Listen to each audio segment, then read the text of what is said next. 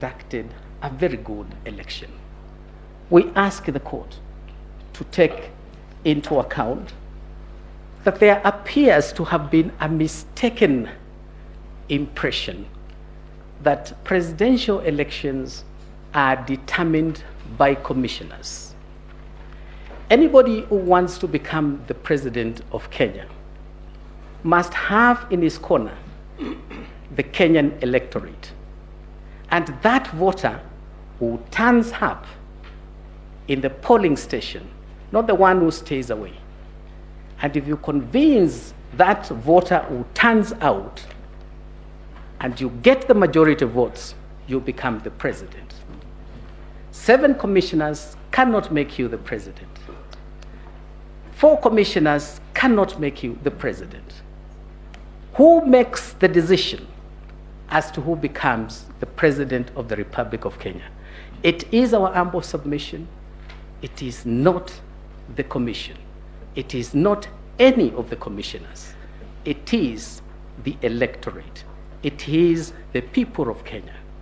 And therefore, this narrative that we are the majority, we needed to sit down and make a decision, that decision as to who becomes the president of Kenya does not lie with the commission.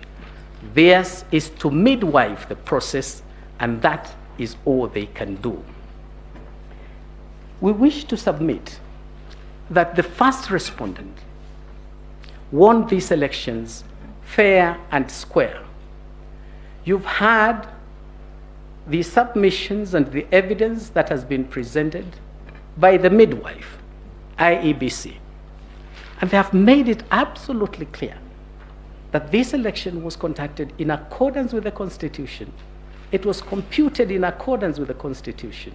And they have a very clear winner as to who obtained the highest number of votes and made all the requirements required by Article 138(4).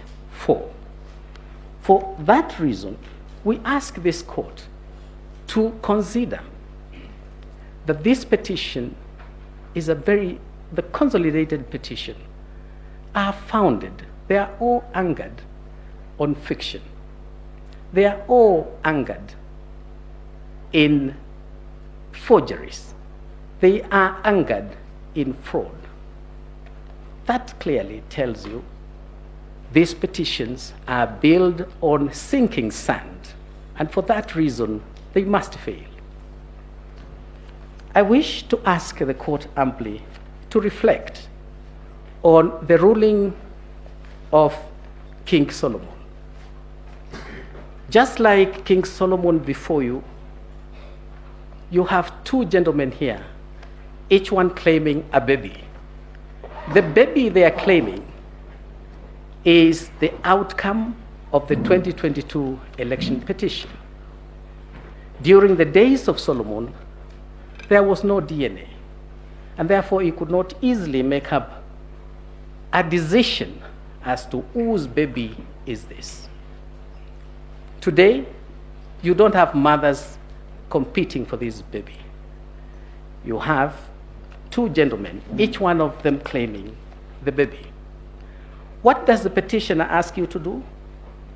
Just like the days of Solomon, he is telling you, give me the baby is mine.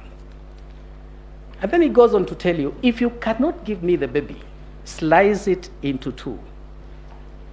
We can call this baby Victoria. We can call this baby Victor.